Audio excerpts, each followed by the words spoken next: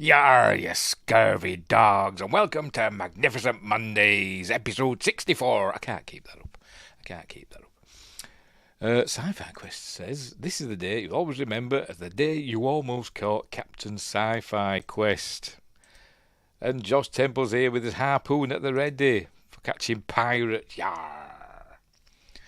Welcome to episode 64, Magnificent Mondays, where this week we're doing Pirates of the Caribbean, The Curse of the Black Pearl, the first one. And in honour, I thought I'd crack out the rum. So there we go. So we're going to drink some rum tonight. Let me get it out. Hey. Let's have some rum. This week.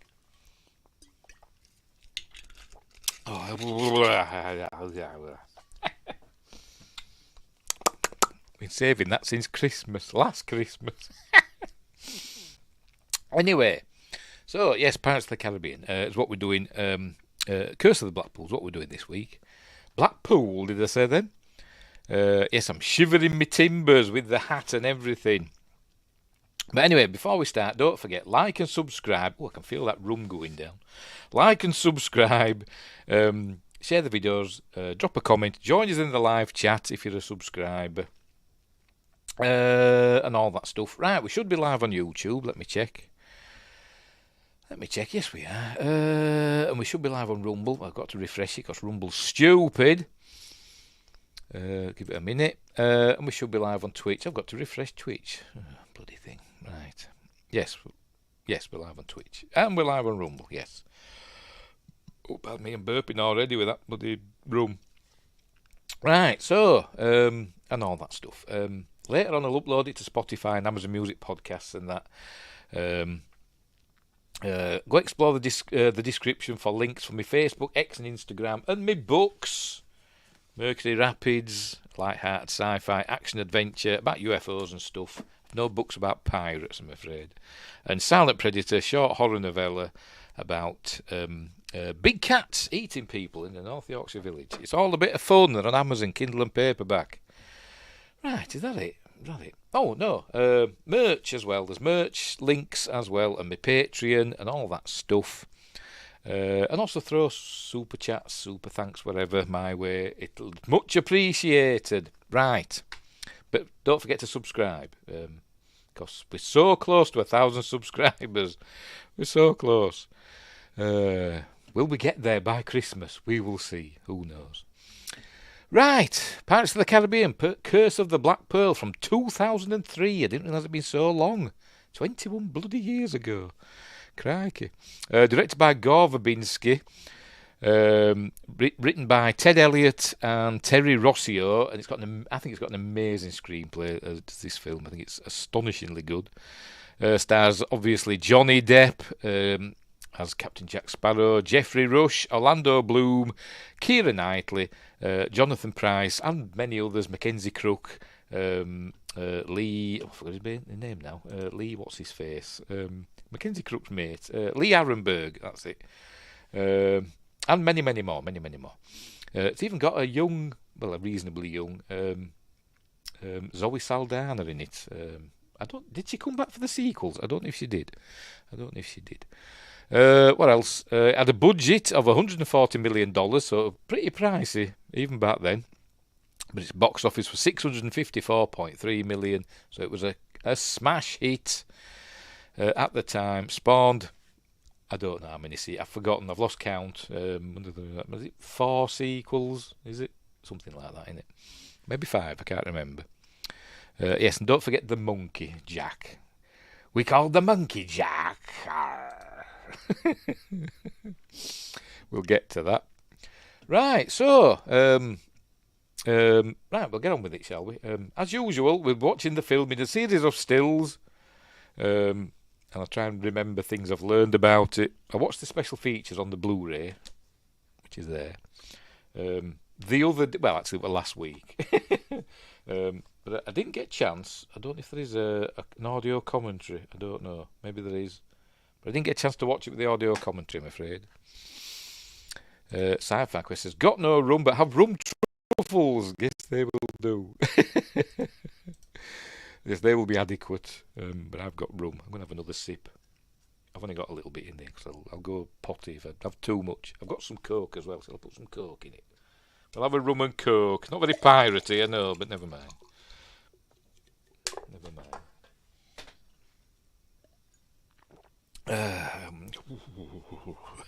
I'm not used to drinking at all. Anyway, right, so let's get on with it. I will make myself titty tiny in the corner of the screen. And all that stuff. Where are we? There we go. Put that down. And which one is it? I can never remember. That one? Yes, that one. Right. So off we go. Add it to the stage. Right, we begin. And oddly enough, is it going to come on? Yes, here it comes. It's a Disney film, and Disney were all proud of this film that they'd released, but there's no Disney logo at the beginning. I don't think there is on the Blu-ray either. I know there definitely isn't on Disney Plus, because I checked on Disney Plus. Weird, isn't it? I wonder why. I wonder if it's because it's a kind of a violent film, is this? But anyway. It's the on it always is. I don't know what you mean. I don't know what that means. There's a typo in there somewhere. But anyway. Where were we? Right, off we go. Right, go away, subtitles. Anyway. Right, is that going to go away? Big bloody thing. Anyway, there's the titles. Pirates of the Caribbean, Curse of the Black Pearl. Yes, it's gone, thank goodness. It's the one, it always is. What's the one? We're not watching The Matrix. Anyway, so we begin. We're in the fog, the misty mist and the foggy fog and the dusky dusk or whatever. And here comes a ship. By the way, really good effects in this film. And they still stand up to this day. Apart from Mackenzie Crook's eye, which we'll get to. I think his eye looks bloody awful in this film. But anyway. But the rest of the effects are amazing. All the ships and stuff like that. Although they did use some real ships for filming on and that. But I think they were heavily added to with CG and all that. It's fine. I've got the original copy. I'm allowed to have, a different, another copy for safety. Anyway, so here comes this ship. I don't know what the name of this ship is. I don't know if it ever tells us. But anyway, we meet the young Elizabeth Swan singing "A Pirate's Life for Me, yo ho ho, and really bad eggs." There we meet a young Mr. Gibbs, or a younger... Is it Mr. Gibbs? I'm wondering now. Where the hell is he? Yes, Mr. Gibbs. Yes, I thought it was. For some reason, I was thinking I got his name wrong then, because I get mixed up between him. I get mixed up between Mr. Gibbs in this and the quartermaster in Black Sails. For some reason, I get them mixed up, and I've forgotten his name now. But anyway, I haven't stolen anything. I've got an original copy. You're allowed to have a backup copy, so that's what that is. So there we go. Where were we? So meet the young Mr. Gibbs, and who's in the Royal Navy, and I don't know what happened to him. When we see him later on, has something happened, and he's become a pirate. I've no idea. It doesn't tell us. I don't know if there's any other material out there that tells us, but anyway, here he is. He's super superstitious, so he thinks it's unlucky for women to be aboard ship, and stuff's cursed and all that stuff. And he's a young, I think he's Lieutenant Norrington here. He later on becomes Commodore. Yes, I suppose that Jack happened to him. Yes, I suppose maybe. But anyway, and there's Governor Weatherby Swan, who is Elizabeth's father. I presume they're on the way to his posting in the Caribbean at Port Royal. Is that in Jamaica? I don't know where it is, or is it somewhere else, or is it Nassau? Can't remember. Anyway, so here we go. So right, anyway, there you go. It's a bad luck to have a woman on board too. But then the sea's wreckage in the water, and there's somebody floating there. We learn that Norrington doesn't like pirates and he wants to see them all hanged. Well, maybe he did, I don't know. But we're not told, so... Anyway. Oh, as I said, unless there's other material, like is there a novelisation of it or whatever, I don't know. But anyway. Right, so... There you go, start seeing wreckage things floating in the water, and then we see a body. There we go, a young lad on a piece of driftwood. Is it flotsam or jetsam? Flotsam stuff that washes up on the beach, and jetsam's things that have been thrown off a ship, something like that, innit? Anyway, you need to visit the theme park to find out. Well, I can't. I'm not going all the way to America land just to see. I won't tell you there anyway. Besides, they changed the story, didn't they, from the theme park? So anyway. Right, so there we go. So they get this. This is young William Turner that they get out of the water. Here we go. Oh, right, and also they see a ship on fire in a minute. There we go. Mother of God. There we go. There's a ship on fire off the shoulder of Orion. That's a different film. Sorry. So anyway, so she goes over to William, and she sees he's holding. He's got a medallion. For Pete's sake, if it shows it. There we go. Got a medallion with some Aztec gold on it. But now they changed the theme park to match the. Yes, they did, didn't they? Yes, they did. Well, they put Johnny Depp in it and that, didn't they? I suppose. But anyway. America, good point. Won't be open much longer. It will. When we reconquer it. Anyway, you're all still part of the Virginia company anyway. We still own you. We just let you think that you're the rulers of the world. But you're still part of the Virginia company. Anyway, whatever. Right, so she sees he's got this thing here. So she keeps it. And we learn later that he thought he'd lost it. So anyway. Right, so she's got that. And then young Will Turner opens his eyes. And then when we cut to Keira Knightley's lovely eyes. There she is. Needs to eat a few more pies. I know that rhymes. I should do a song. About it. Keira Knightley's got lovely eyes, but she needs to eat a few more pies. Den.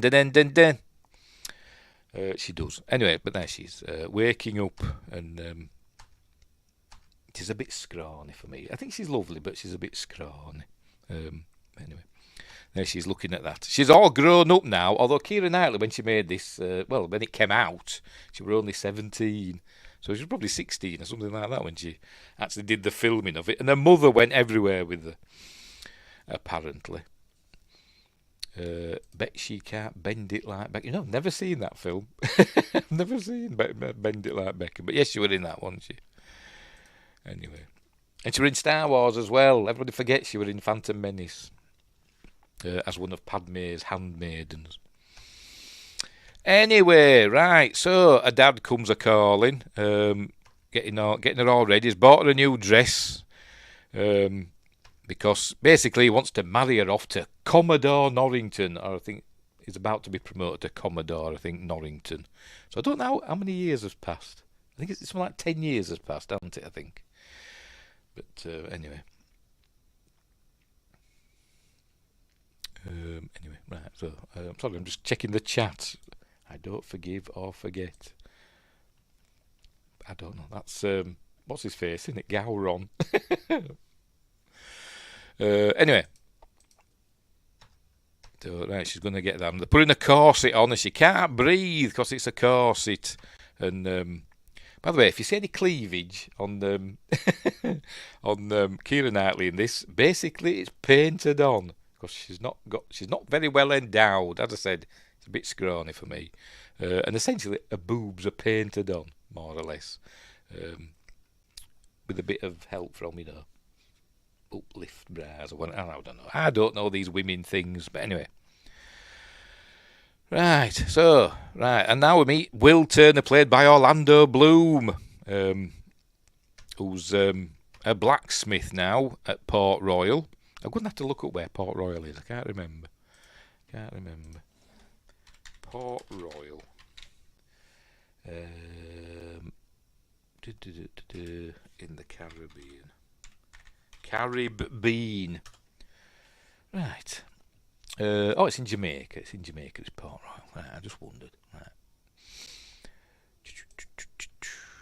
Right, where were we?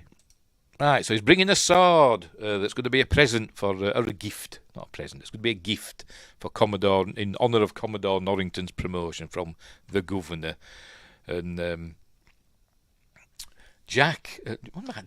Will is supposed to be the apprentice or whatever, or assistant to the main blacksmith, Mr. Brown. But apparently it's Will that does all the does all the work, and Mr. Brown just lays drunk all the time. So anyway, there we go. Saying it's a beautiful sword, and it's well balanced and all that, and it's got the tang is nearly a full width of the blade, whatever that means. I don't know.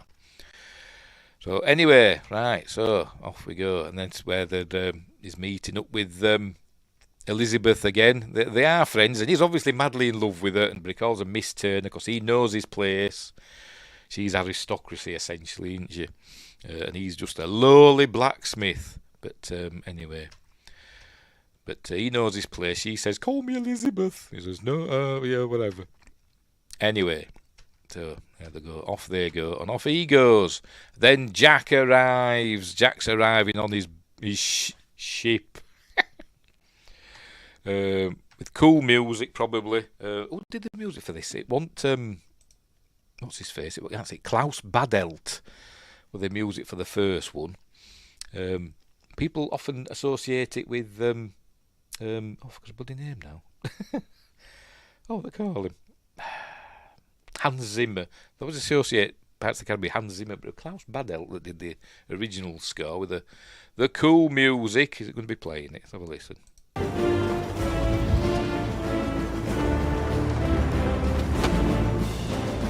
Din. Anyway, but that's enough of that. Yes, loved the score from these movies. Yes, it is. Sometimes the music gives me a proper chill. Sometimes when it gets all exciting.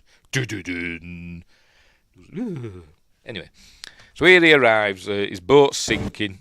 Don't know what's happened. Here, but something's happened, and he's got a boat from somewhere. But it's sinking, so I wonder what adventure he had before this. We don't know. I'm sure he gets lots of adventures. But anyway, he's arriving at Port Royal, and his boat's just sinking even more, and it ends up just being a mast floating in the water. How deep? How deep is this port? Or this wharf, or whatever. Not the Klingon wharf. Talking about Klingons all the time for some reason. Gowron and now wharf. Anyway. And he just steps off because it's amusing. There we go, just steps off. And heads to the harbour master, who I do believe is another Star Trek alumnus. So there's going to be lots of Star Trek references here. I think it is.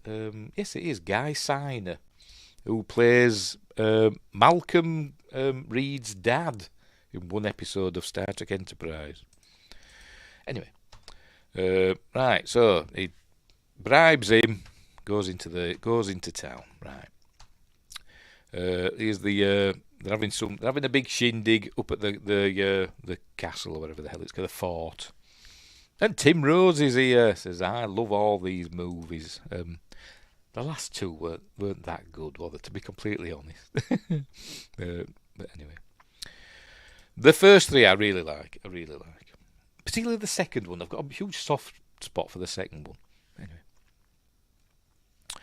Right, so there he's checking out stuff. He's basically wanting a ship. He's wanting a ship, is Jack, to replace the one that's just sunk. So while all these festivities are going on up here in honour of Commodore Norrington, where are we? Where's she gone? I just saw Elizabeth then. There she is. Elizabeth's not feeling well as she's struggling to breathe. There she is going, because she's wearing a corset. which does get referenced later on in the film. I'd say it's a really good script, is this? But anyway. Right, so Jack comes up against, Captain Jack. Not Captain Jack from Trek Central, who I can't understand the bloody word he says. Speaking of Star Trek, why are there loads of Star Trek references? I can't understand the word Captain Jack says on Trek Central. People say I've got a bad accent, but no, I'm sure he's a lovely lad. But bring back Commander Adam, wherever he's gone. Anyway. Is he the 64th Commodore? Oh dear. Or is he the Vic-20? Like the pirate flag in the final film. I can't remember what it was.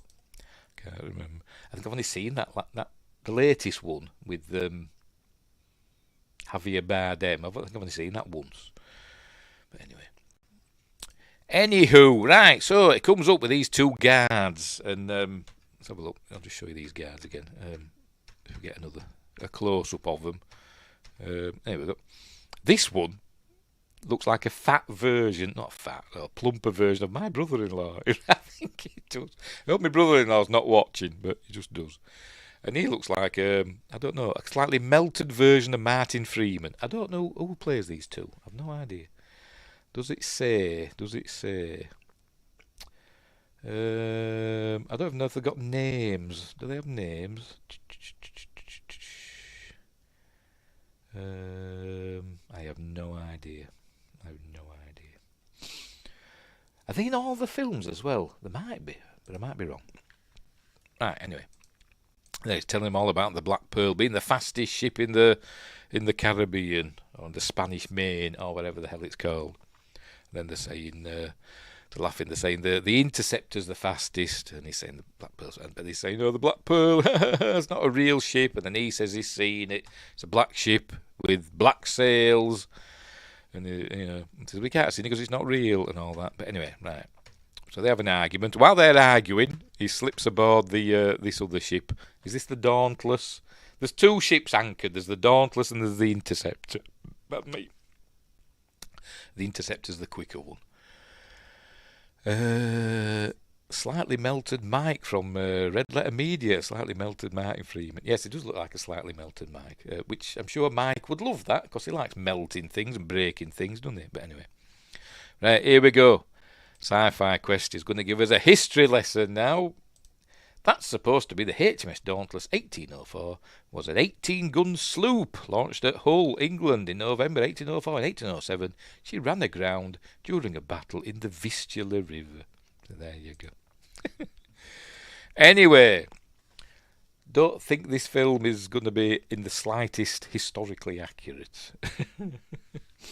Anyway, so obviously they're not going to let him take the ship. Anyway, while they're arguing and talking and stuff like that, Elizabeth is she can't breathe and she falls in the water just before or just after Commodore Norrington essentially professes his love for her and says he wants to marry her.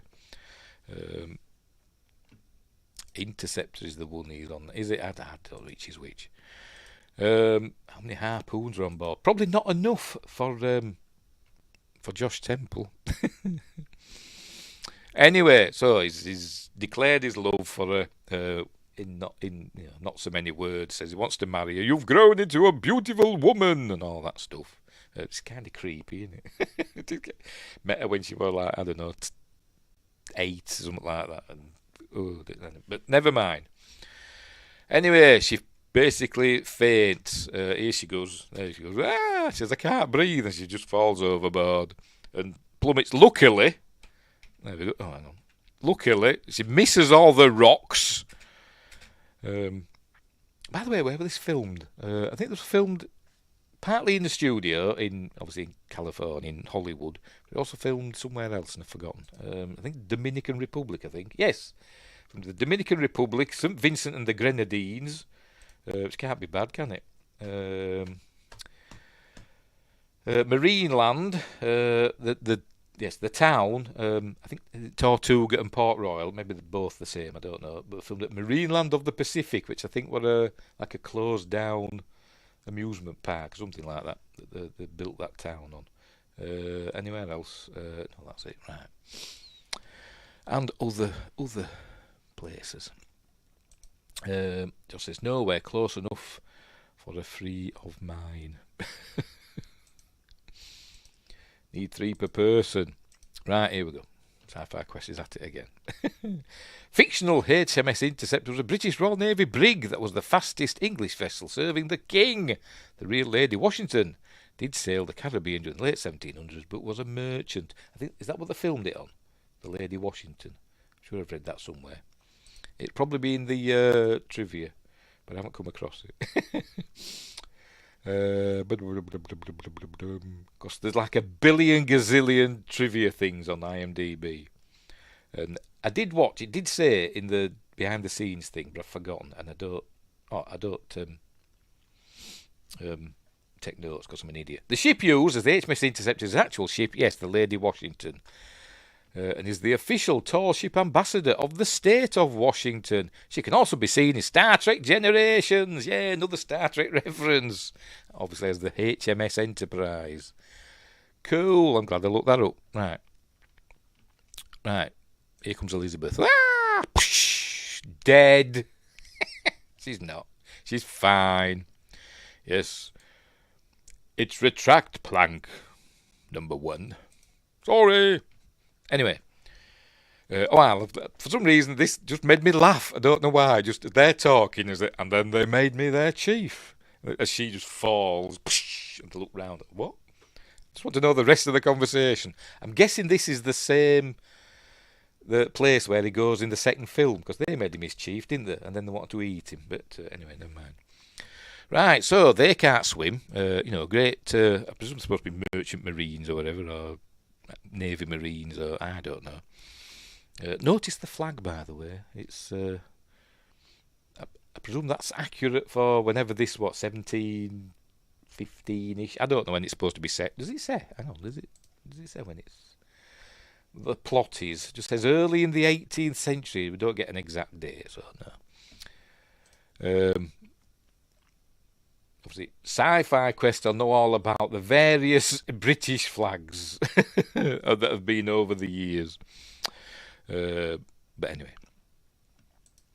Right, so there you go. Just notice now that she's gone. They can't swim. There you go. Pearl of the King's Navy you are. And Jack decides to dive to save her to swim. But oddly enough, a lot of pirates apparently couldn't swim. I don't know if it was the majority or what, I don't know. But a lot of pirates never learned to swim. Because apparently, in the open ocean and stuff like that, if you fall in, that's tough. You're done for. Because they couldn't turn the ship around. The ship had gone if you fell overboard. You're buggered. So there's no point learning to swim. I think that was their logic. Anyway, down he goes into the water and saves her. We see... yes, as well. I forgot about this. Hang on, just a minute. Here we go. They get a pulse from the pendant, the gold coin. There we go. Like that sound effects. And they go, what was that? And then apparently the wind changes as well. And we're going to get a special effect in a minute. I presume she stopped breathing. I always wonder when people fall in the water and they sink, do they stop breathing? Because if she's breathing, she'd be breathing in water, won't she? But anyway. Sci-Fi Quest says Enterprise was launched in 1778 as HMS Resource, refit as a 22-gun floating battery in 1804, renamed Enterprise in 1806, and sold in 1816. Sold to whom? Don't know. Starfleet. Anyway, here he goes, he saves her, but for some reason, here we go, this is what we're on about, special effect. These clouds are supposed to look like a hand, a grasping hand, heading towards Port Royal. Dun-dun-dun. Yes, it's been a long road, getting from there to here. It shows it, doesn't it? In the credits. Might as well just be a Star Trek film, this, hasn't it? Much like Master and Commander. I forgot the subtitle for that. But that film with Russell Crowe in it. That's essentially a Star Trek film. Just in normal ships. But anyway, right, where were we? I saved her, and for some reason they couldn't. It was struggling getting her to the surface. But the weight of her corset, they had loads of whalebone or something in it, or iron, or what I don't know. But he cut off her corset, and or whatever he cut off. I don't know. It might have been a dress, whatever. Yes, that's the one. Far side of the quadrant. Yes, can't beat Master and Commander for realism. The lesser of two weevils. Whoa! Shipboard jokes, eh? Anyway. Right, so he saves her. Takes her to shore. And we see that the weather's turning. Look, this grasping hand cloud thing's heading over the town. Like Vija. Anyway, so here we go. Right, so and he cuts off. I think he just took a dress off. Maybe her dress was weighing her down, and now he cuts off her corset so she can breathe, and she spits water everywhere. And then he notices that. There we go, the pendant. And ooh, that's interesting. Ooh, like that. Ooh. But then the Norrington and these goons arrive, and want to arrest Jack. But there we go. The governor, shoot him. He said, Father, Commodore, why would you want to kill my rescuer? But anyway, Commodore Norrington soon works out that he's a pirate. There we go. Because he's been branded by the East India Company. I think it's East India Trading Company in this. But apparently, in the actual East India Company, branded pirates on their foreheads, apparently. Well, Jack has, apparently, hasn't he? But the other two haven't been to Singapore. Anyway, and then he rolls up his sleeve a bit to... Oh, press the wrong button. I'm an idiot. There you go. Come on, show us him. There we go. Bull's busy to show the rest of his tattoo, and he must be the only man in all of the Caribbean to have this swallow tattoo. I mean, it's not a sparrow, is it? But Jack Sparrow, Captain Jack Sparrow. But apparently, in this film, they had to use his clothes and makeup to hide all of Johnny Depp's actual tattoos, but he didn't have that tattoo. But after he finished this film, he had that real tattoo done. Captain Jack Swallow. Doesn't have the same ring to it, does it? But anyway. So they arrest him because he's a pirate, and they're going to hang him in the morning. So there we go. So he's off to. They're going to send him to prison. All right, and he goes through his effects. There we go. A musket pistol, whatever the hell they're called. A compass that doesn't point north. We get to learn more about that in the second film, don't we? But we do see him using it. There we go. I don't know if does it mention in this film about what the compass is? What it's doing, or did they save that for the second one? I can't remember. I've just bloody watched it and I can't bloody remember. Anyway, and then his swords hardly, expected to be made of wood. It says, "You are the worst pirate I've ever heard of, but you have heard of me." But anyway. But Elizabeth, stands up for him a bit. But Jack takes this opportunity to put his clap him in irons, and he takes this opportunity to use Elizabeth as a hostage. We're not trying to find north. No, well, that's what he says, doesn't he? Who needs a compass? Just use the mini-map in the top corner. Yes. Like in Assassin's Creed 4. Black flag. Anyway.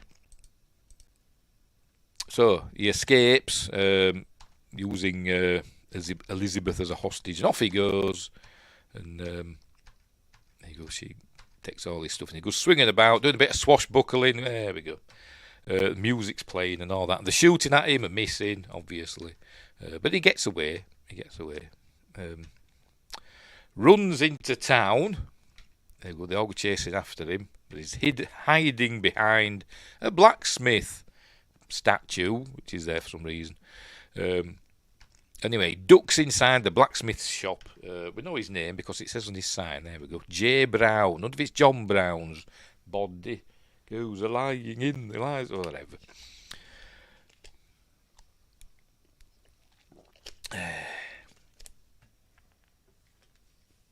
Anyway, right, so it goes into the blacksmith, and he's trying to find a way to break off the shackles.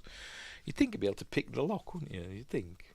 But you wouldn't think it'd be super sophisticated locking mechanism, would you? But anyway, he's trying to break the chains, but he ends up using. He sees there's a mill with a donkey, or is it an ass, or is it a mule? I have no idea. I don't know, but I'll say a donkey. And he brands it because he's evil and cruel and sets the donkey going. Why couldn't he just give it a pat on the bottom?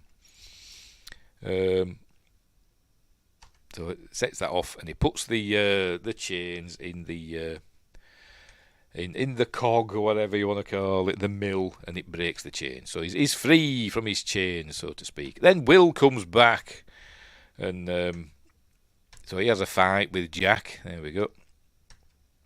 You're the pirate they're hunting for, he says.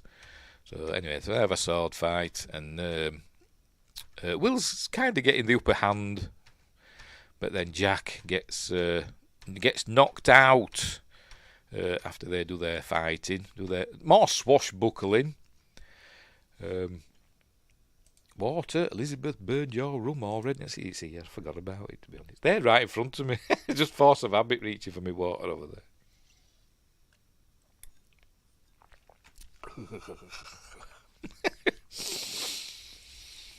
Anyway, so that bit of banter and all that. Oh, you're not a eunuch, are you? He mentions eunuchs quite a bit in this film, and apparently I think they were all like I can never remember that bloody word. Ad-libbing, the word for that. He made it up himself on the spot. Ooh, target reached. Thank you. I haven't even been walking. It does it every time. It's because I'm waving my arms about. Will, what do you see with your human eyes? They're taking the parrots. They're taking the pirates to Tortuga. Improv. Yes, Why can I never remember that word? I can never remember that word. I've got it actually on. I've got a little file on my desktop, but I can't get to my desktop because of this bloody thing. I've got a little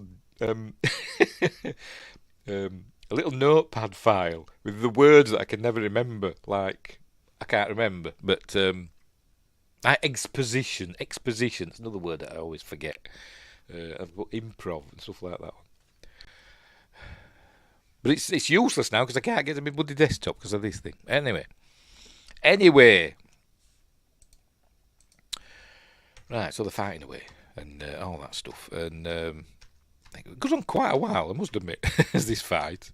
And it's jolly exciting. But then he pulls a gun on him and says, "You're not fighting fair, you pirate." But then he gets bopped on the head by Mr. Brown. There we go. Right. I trust you will always remember that this is the day. What does he say? Captain Jack Sparrow almost escaped. Anyway, right. So they put him in the fort jail. There's the dog with the key, which is the dog in all three films as well. I think it is, isn't it? I think it is. I don't know if it's in the fourth and fifth ones. I don't know, but I know it's in all the other three, isn't it? For some reason it holds the key, and I don't know why. It just does. Is it there in the ride? Obviously, I've never been to Disneyland, so I've never been on the Pirates of the Caribbean ride. Not seen them eating the tourists, but so I don't know. Yes, it's the key to everything, but it's a female dog. Anyway, so Jack's there in the. In jail, right. Elizabeth's having a bedpan put in, hot cold bedpan, what they call it, a bed warmer put in, which we see again, as I said, proper script. We see this pops up again in a bit. But she's having the bed warmed up. It's in the bloody Caribbean. Why does she need a bed warming up? Isn't it lovely? Well, isn't it nice and warm in the Caribbean? Anyway, I don't know. You wouldn't think it'd be cold enough to need a bedpan, would you? But anyway, here we go. Sci-fi quest with his pistols at 50 caliber English flintlock. There we go. Right, so she's talking about Commodore Norris's proposal and all stuff like that, and the maid mentions, Mr. Will Turner. But anyway. Right, so he's doing a bit of blacksmithing to get it all out of his system, his Will. But then he senses something, because I think she sensed something as well. There we go. She notices that the wind's picking up. And then he senses it as well as he's doing his blacksmithing. So he looks out the window. I think we see a cat running off. There it goes. Because cats know when troubles are brewing. And it was the real thing, apparently, not just a prop. Cool. I've got a pirate pistol. Don't know what you call it. I can't get to it. It's underneath loads of stuff. I should have got it. I should have dug it out. I've just remembered now. But it's not a real one, obviously. It takes caps. Remember caps when you were a kid? And all that stuff. I got it at a pirate convention. That's why I'm wearing all this crap. 1 year. Anyway, don't tell Alec Baldwin. No. Or Alec Baldwin's finger. Never misses. Right, anyway, so here comes the Black Pearl. Dun-dun-dun. Here it comes into port, or into the harbour. The Governor Swan's asking Norrington if, she's given him an answer, if Elizabeth's given an answer to his proposal, and he said no, she hasn't. And then the Black Swan opens fire on the town. There you go. Jack's looking out. Here's the noises. It's the Pearl, the Black Pearl. Accursed ship. She's been preying on ships and settlements for nearly 10 years. Leaves no survivors. And then Jack says, well then, who tells the stories? Yeah, where do the stories come from? Anyway, shooting and stuff, cannon fire, etc. Both sides. It's all jolly exciting. People are dying. Loads of deaths in this film. Loads of deaths. Probably, I wonder if that's why Disney didn't put their name at the front of the film at the start. But anyway. Black Swan. No, it's not Natalie Portman. Oh, there we go. Natalie Starboard Man. Not Portman. Oh dear. But anyway, loads of people die, and the pirates, even the ones that are kind of supposed to be comedy relief, they're murderers, and they're killing people and all that stuff. But this poor kid, I watched this, by the way, I saw this poor kid here crying, and then a woman comes and scoops him up. There we see that blow up. She comes and scoops him up, just to save him from that falling down. I was thinking, is that a nod to King Kong, 1933 King Kong? Because there's an almost identical scene in that where she's on the island, on Skull Island, when Kong's rampaging on Skull Island before they catch him. You see a kid crying, and a woman comes and scoops him up, and then I think something falls. And I wonder if that's a reference to that. I don't know. Or maybe it's in the ride. I've no idea.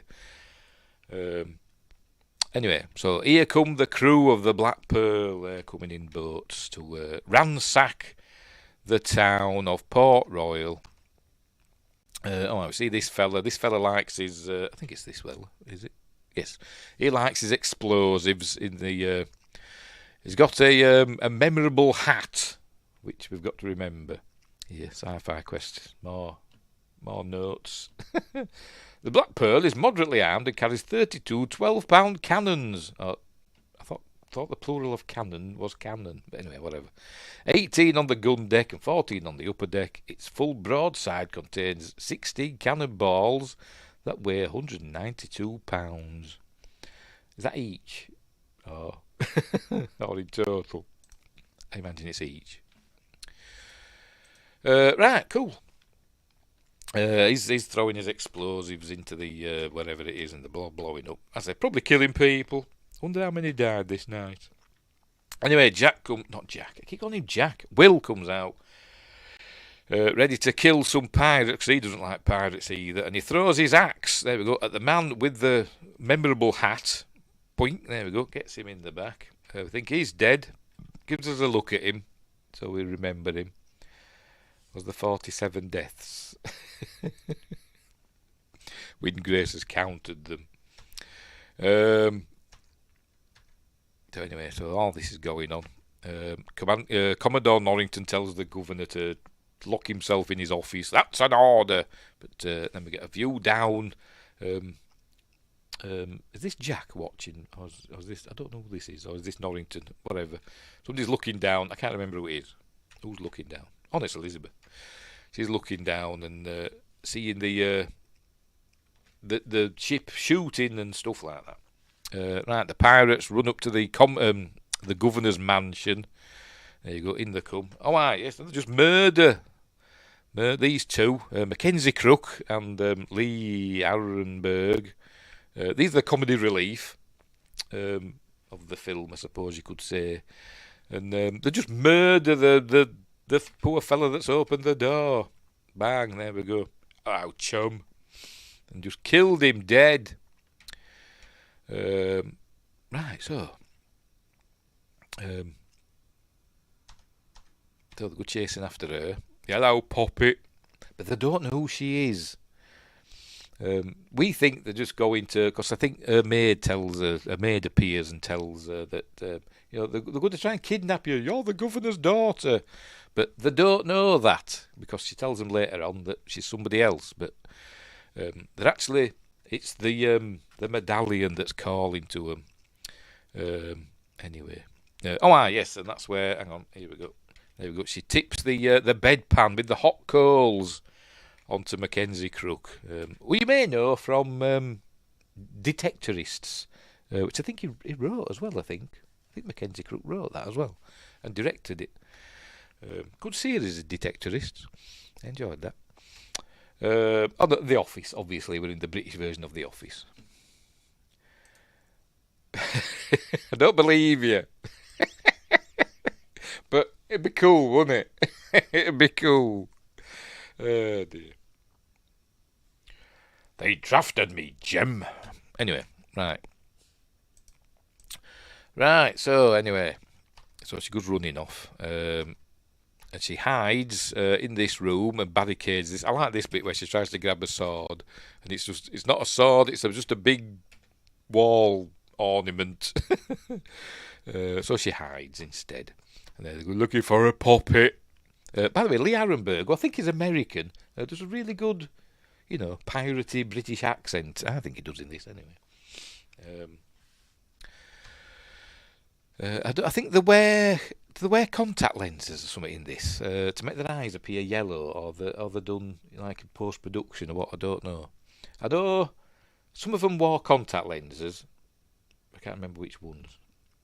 I know Johnny Depp wore contact lenses because they gave him like sunglasses contact lenses so he won't be squinting because of the bright sunlight and all that. But anyway, but I don't matter because they've all got like yellowish eyes as though they've got I don't know, some dietary deficiency, scurvy and stuff like that. I don't know, but anyway. Right, so there she's hiding, and but he notices that, and it's calling to us. There we go, the medallion. There it is, the gold, and they find her, and then she brings up parley. There you go. So they can't kill her, but I think she thought they were just going to. Well, no, but she thought they were going to kidnap her because she's the governor's daughter. But she just. So, but why did she invoke parley? Because they're just going to take her to the captain anyway, Barbosa. So, whatever. But I don't know. Anyway, right. So that's what they do because they got to honour the code. Meanwhile, what's his face? Will, keep on to call him Jack. still fighting away, and he comes across. Hang on. This fella. Is this that him? Is he that him from Deep Rising? You know, that Australian actor that's like super. I think he's dead in real life. That's super intense. Let me check on IMDb if I notice his name. But I can't remember what his name was. But if I see it, I might recognise it. But I can't remember what his name was. Oh dear. I don't know, because I can't remember the blooming actor's name. Shall I just look up Deep Rising? Because that might be easier. There's less people in that. Sorry, fewer people. Hey.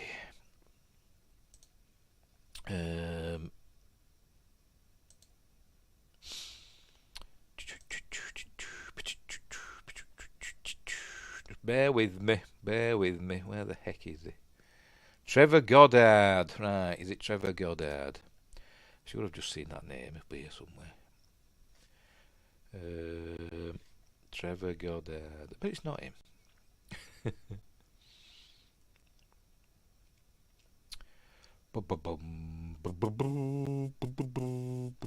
Yes, it is him. Plays characters called Grapple. And I think he's dead. Have a look. I think he died, didn't he? Yes, in 2003. So, did you see this film come out? I don't know.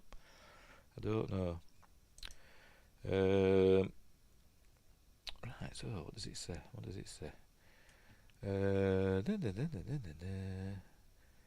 did he die of? It's found dead in his home. And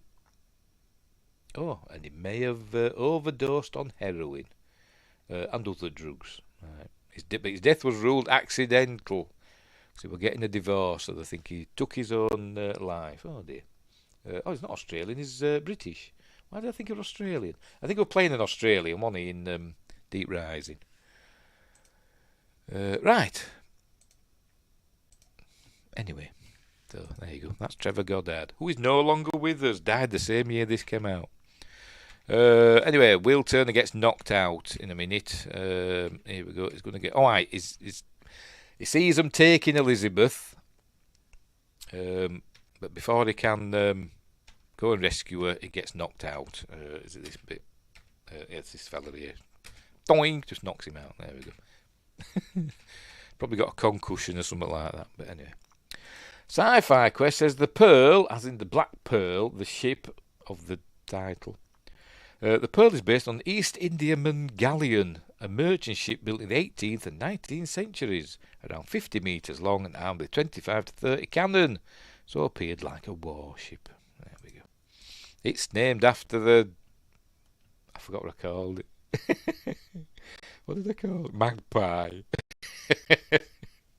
From Black Flag. I know it's the Jackdaw, but I kept calling it the Magpie. Well, the Magpie from Captain Pugwash. I don't know.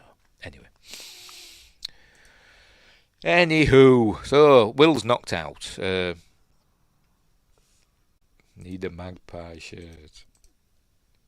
As in the ship, the Magpie, not the TV series. That was the ITV in the UK, the ITV's version of Blue Peter. But anyway, stuff's blowing up. Jack can't get out. All the other prisoners escape, and there you go. He's trying to get the dog to give him the key, but it doesn't happen. Then the other pirates arrive, and they say, "Oh, look, it's it's Jack Sparrow, Captain Jack Sparrow." I said last time we saw you, I think it was 10 years earlier. I think so. They left him on an island. But anyway, then Jack says something, and he reaches through the bars, and we're going to see something now. Hang on, in a minute. Where are we?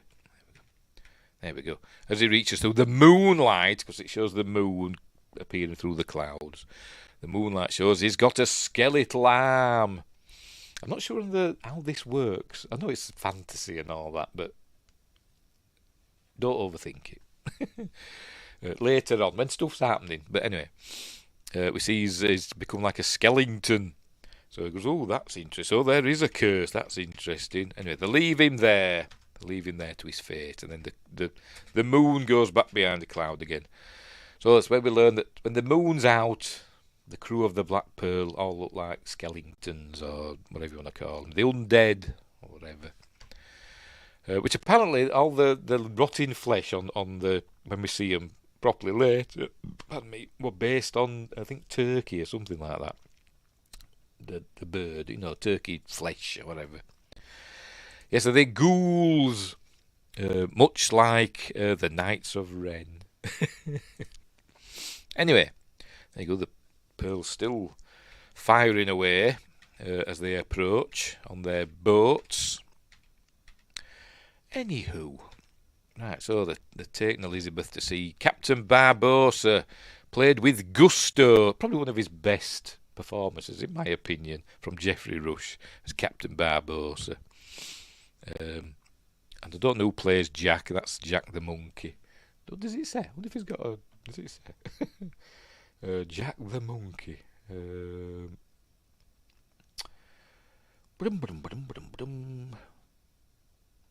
Does Jack the Monkey have a credit? You'd think so, wouldn't you?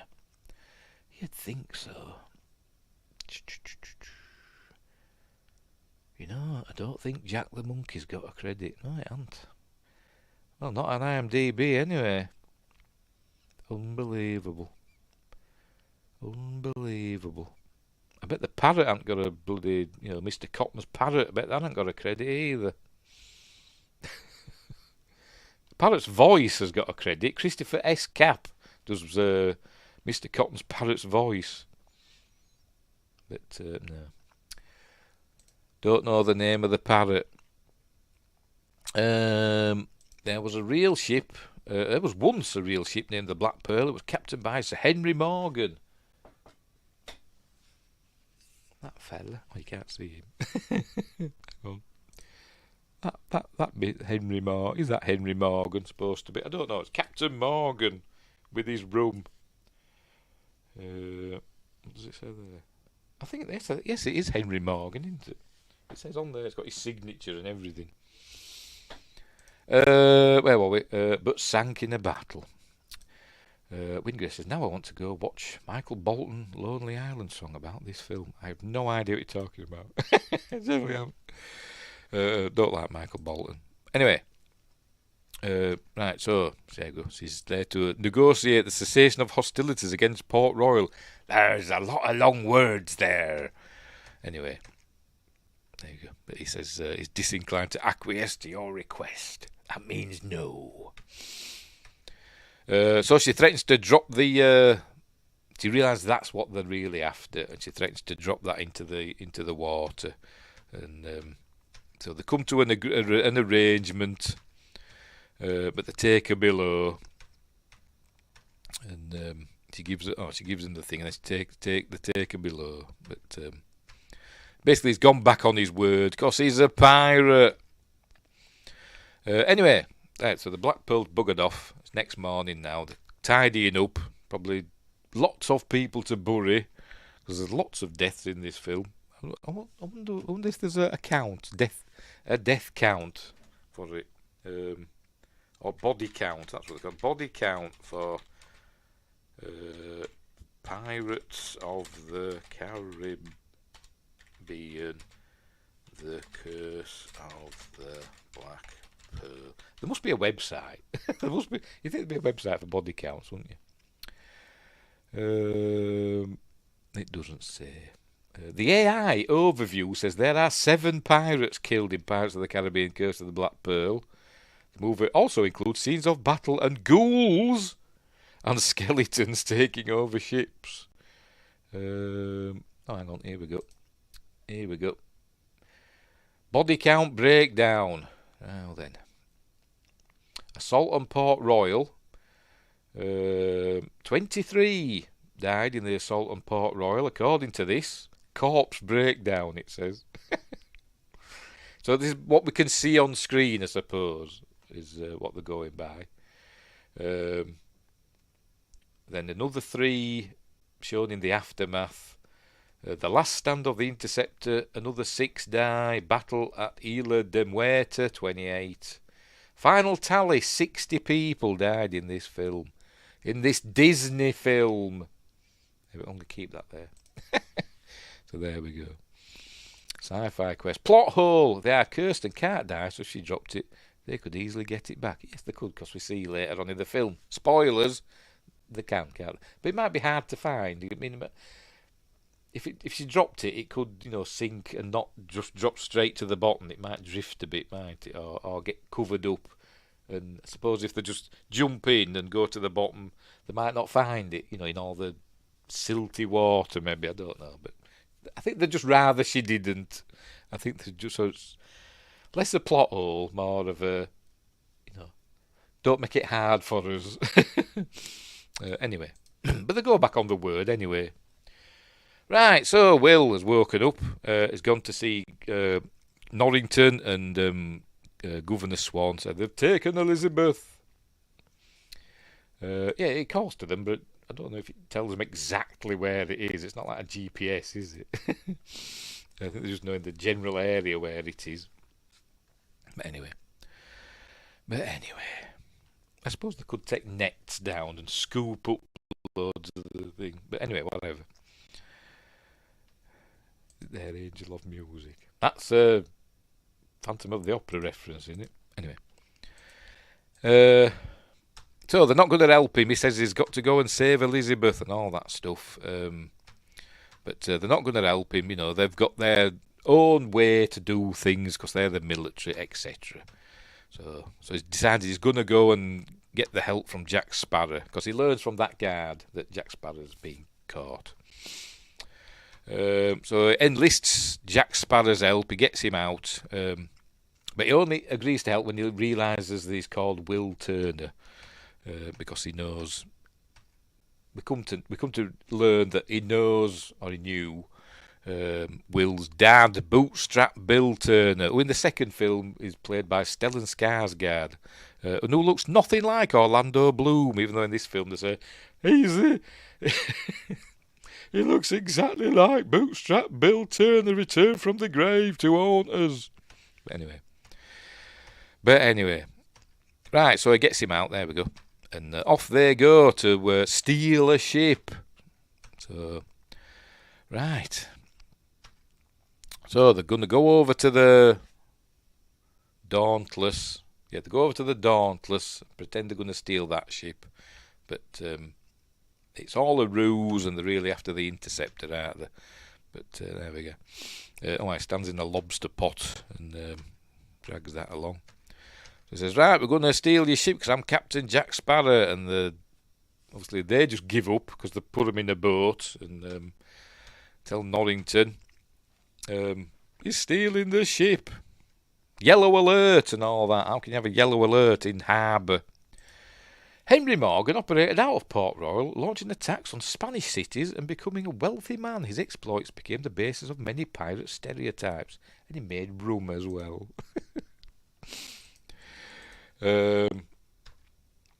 Right, so they get the Interceptor. There we go. They go and intercept the Dauntless, and but little do they know, they've just made the Interceptor ready to sail, and Jack and Will sail off in the Interceptor, and the other fella. Hang on, they shoot at him and off they go, and then the other fella says, hang on, has he said it already? Says say it in a minute. Yes, it says it in a minute because they disabled the rudder on the Dauntless, so he knocks over that ship, and a cool effect as well. So obviously, I don't think that's a real boat that ran over. It's probably CG as well. And there we go. It's got to be the best pirate I've ever seen. So they're calling him the worst pirate. Now he's the best. Anyway, so two men sailing a ship. Could they? I don't think so, but anyway, never mind. They're heading to Tortuga. They're just telling him about he knew his dad, Bootstrap Bill Turner. I swear you look just like him. He said, it looks nothing like Stellan Skarsgård, but anyway, whatever.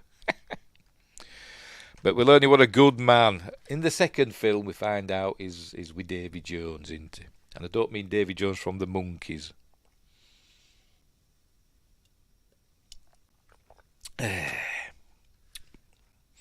Anyway, they're having fun in games, but right, they're going to Tortuga. Here it is. They arrive at Tortuga, and everybody's having fun in Tortuga. This is supposed to be from the ride, isn't it? No, I don't mean Chekhov. I knew we'd mentioned Chekhov.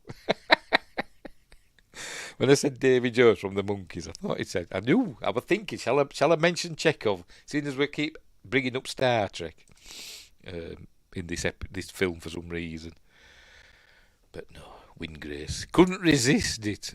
Anyway, apparently there's bits in this, into this Tortuga montage, I suppose you could say, that's from the ride. I don't know, because I've not seen it, but apparently that's what I've heard that it is. Isn't there a bit with somebody in a well or somebody in some water keeps popping up and down, but I couldn't see it when I was looking. When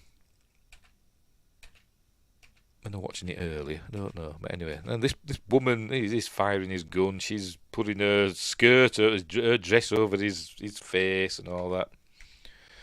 Anyway, he's having drink poured in his mouth. Well, Mrs. Missy, she's pouring it on him, but this ample lady. Anyway, it's a den of iniquity. It's the Mos Eisley, innit, of the Caribbean. But or is it in the second one? Is it? I don't know. But there's a scene. Unless I've missed it, there's a scene in this film where there's a fella like being dunked, and it's supposed to be the mayor or something like that. I'm sure it is. Anyway, Jack's going to get slapped by women left, right, and centre now, and she comes up, and Giselle comes up and slaps him. But they find Mr. Gibbs, who's no longer in the Navy. I said, we don't know what happened, but now he's a pirate, apparently. So they go to wake him up. Sleeping with the pigs. He's a bit of a drunkard. Kevin McNally, I think he's American as well, isn't he? Another American doing a good piratey, Britishy piratey accent. I suppose Americans can do, traditional pirate accents. Because there was no such thing as a pirate accent, by the way. Well, I've forgotten his name. Him that did Treasure Island, Robert. Oh, I forgot his name. Hang on. Treasure Island movie. Where the hell are we?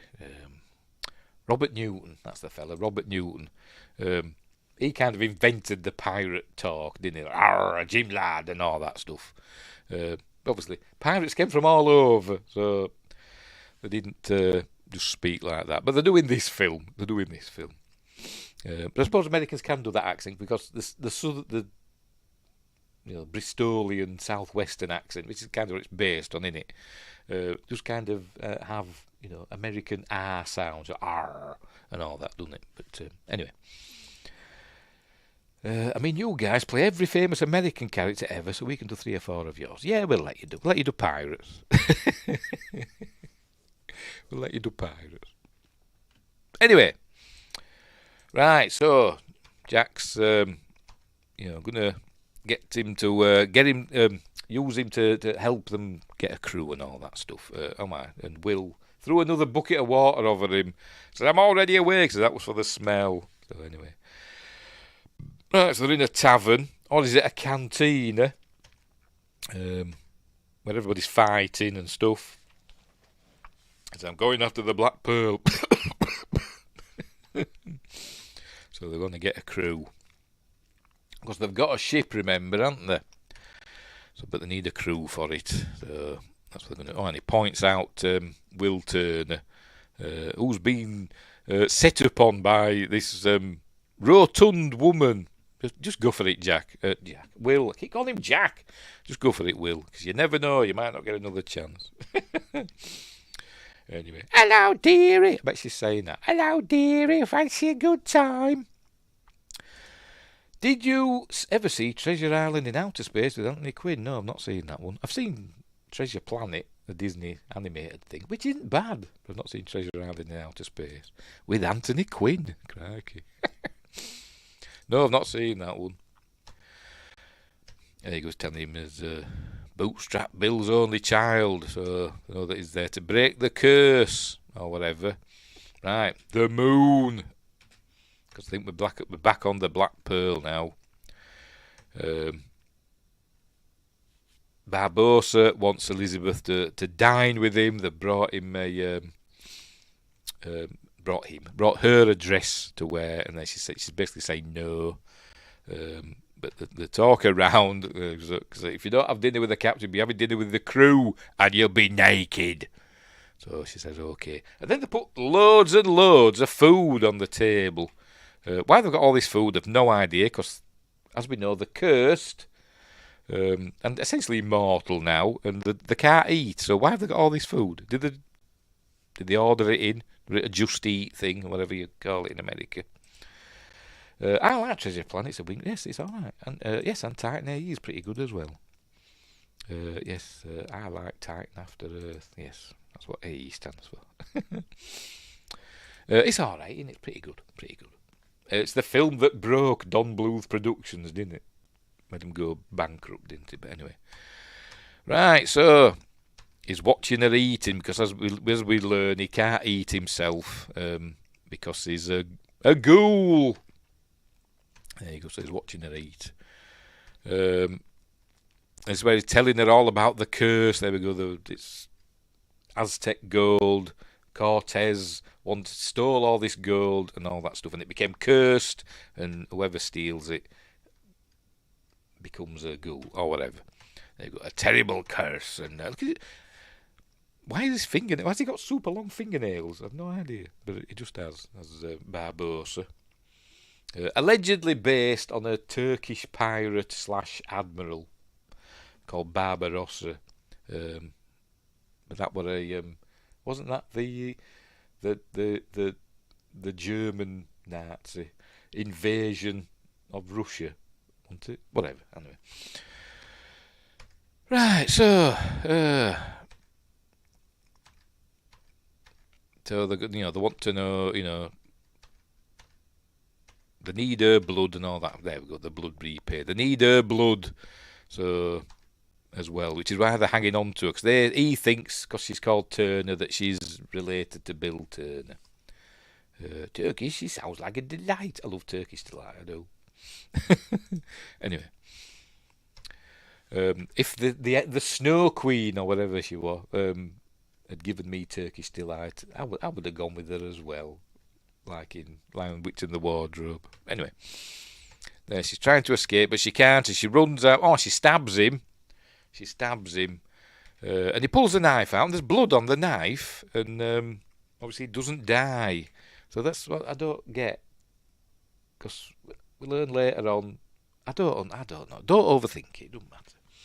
I know he doesn't die because they're immortal and they can't die, but then when things happen later on, whatever, I'm hitting me at.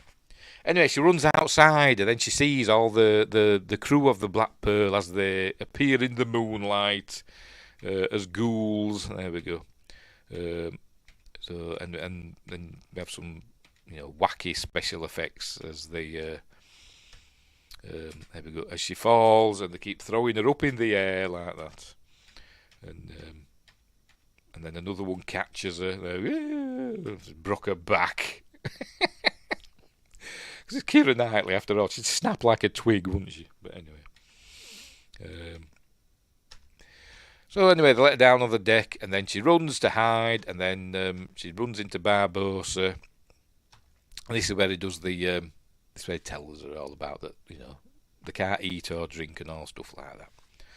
And this is where he does the famous line, "You better start believing in ghost stories, miss, 'cause you're in one." And then, here we go.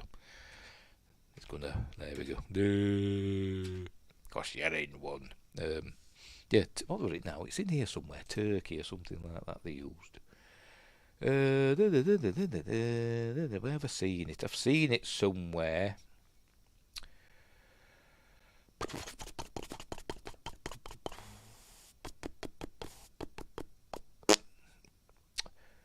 Where have I seen it?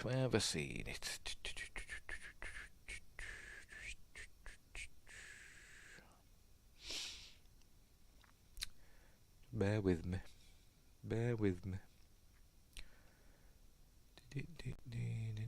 Whitney. Where have I seen it? By the way, Keira Knightley claims she was so sure she was going to get fired after a few days' work on this film, she only packed a few things to go with her to start filming. Hey. As I said, she was still young, wasn't she? She was still a young actress. Anyway. Well, what are we doing? Alright, here we go. Industrial Light and Magic designers scanned turkey jerky. Say that 10 times fast. To create the effect of decomposing skin when the pirates turn into their skeletal form. So it's turkey jerky that we're seeing on there. Cool. It's pronounced turkey. No, it isn't. maybe there it is, but we pronounce it turkey. And I'm still going to call it Bombay, not Mumbai. And Peking, not Beijing. Stop changing our words, foreigners. Anyway. Anywho. Right, the famous line. You're in one. I don't know. But in the trailer. I don't know. It's kind of giving it away though, isn't it? I don't know. Anyway. Right, so she's all scared now. There we go. We see she's scared now because they're all monsters. Ah. Anyway. Jack, next day, or whatever, Jack is looking over the crew that Gibbs has assembled for the Interceptor. You seem like a Siam fan. Yes. I can't remember which is Siam now. What is it now? It's something like Cambodia or Thailand. Or one of them countries in that area, isn't it? I can't remember which. Is it Thailand or Siam? I have to head off. Bailey's been a pain and he's mad. Said, cool. See you later, Sci-Fi Quest. Thanks for popping in, Melvin. See you next time. Yes. Cheers. What am I going to do for the rest of the film without your information that you keep giving me? I'm going to have to research. Anyway. Anywho, I'll plod on. Right. So it's checking over the cruise where we meet Mr. Cotton and Mr. Cotton's parrot. When did you sails? We take it that means yes. He's had his tongue cut out, so he can't talk, so the parrot talks for him. There you go. When did you sails? We mostly figure that means yes. Arr. Anyway. And we also meet young Zoe Saldana. There she is. She's slapping him as well. Anna Maria. I think she's a captain as well. Because she says that he stole her ship. And so there you go. I stole her boat. So she's some sort of captain as well. Because she does kind of take charge when he's not there. You know, girl boss. But I don't think we see her in any of the other films. Had she become too famous by then? I don't know. But anyway. I'm for some reason carrying around a green banana. Don't know why. It just is. I bet that was Johnny Depp's idea. I'll carry this green banana everywhere I go. Oh, right, as well. He's got an injury. I think it's there. You can just see it behind the banana. There, he's got like a scab on his jawline or whatever. You can just see it there. Apparently, through the film, I keep forgetting to check. I knew this, this trivia thing. I knew this, but I keep forgetting to check when I'm watching the film. So as we're watching it, it's supposed to get bigger and bigger. And then they're suggesting he's got some venereal disease or something. But anyway, there you can see it better now. There, it's going to get bigger and bigger as the film goes on. Apparently. Anyway, so there you go. He offers her and the rest of the thing this ship, because obviously he's going to get the Black Pearl back. So he's going to have the pearl. So he's going to give them the Interceptor. There's the green bananas. Look. The Interceptor as recompense. So there you go. So she's happy now. What do you say? Aye. Right. So anyway, suddenly they're in the midst of a storm. Why does that look like a model? Maybe it is. I don't know. But anyway. And Jack is on the wheel, and they're all struggling to maintain control of the ship. I thought I had my cap on then for a minute. I went to the peak. And they're struggling to maintain control, but there Jack's using his compass. And we learn, I don't think it tells you in this film, but you learn in the second film it's pointing to what your heart most wants, or whatever. So obviously he wants the Black Pearl, so it's taking him to the Black Pearl. So anyway, meanwhile on the Black Pearl, there we go. They've arrived at this island that does it show it from? I think it shows it in a minute. At the island at Isla de Muerte, that's what it's called. I just remembered, where all their treasure is stashed. And then we get a look, and I think it's supposed to be a volcanic island. I don't know. When I watched it, I thought, is it supposed to be Numenor? 'Cause it's like a star-shaped island, isn't it? Ish, maybe. Or is it supposed to look like the clouds, like fingers reaching out into the sea? Don't know. I bet it's the island off the end of Deep Rising. I bet that's what it is, around the other side of the island. Except that were in the Indian Ocean somewhere, wasn't it? But never mind. Or South China Sea, somewhere like that. Anyway, the interceptors arrived. Dead men tell no tales, which became the title, the American title for the latest film, didn't it? You know, the one with Javier Bardem in it. But they didn't call it that in Britain for some reason. I don't know why. In the UK, that film was called Salazar's Revenge. God knows why. I've no idea. Maybe they thought it were too close to Dead Man's Chest, which was the second film, wasn't it? I don't know, but they called it Salazar's Revenge. And nobody was thinking, well, who's Salazar? Why would that get bums on seats? I don't know, but anyway. Anyway, so here they are. So lots of shipwrecks and stuff. There we go. The compass is still telling him where to go. I think this is where Gibbs tells him about Jack. About when he were left on an island for 3 weeks and he'd gone mad, and Will says, "Oh, that's why, that explains the why he acts the way he does," which were apparently improvised by Orlando Bloom. Anyway, yes, that's the reason for all the. But he says there'd be no reason. Anyway, so he escaped. He waded out to sea for, I don't know, 10 days or whatever, I don't know, 3 days. And he waded out to sea on the island till all the wildlife became accustomed to his presence, and he grabbed 2 sea turtles. There's only one sort of turtle. They're all turtles in the sea. Anyway, 2 sea turtles and roped them together. But anyway, the 4th morning, there we go.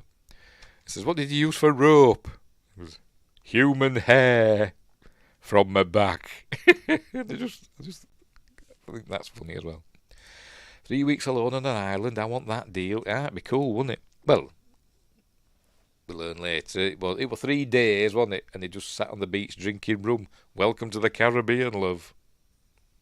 Cheers.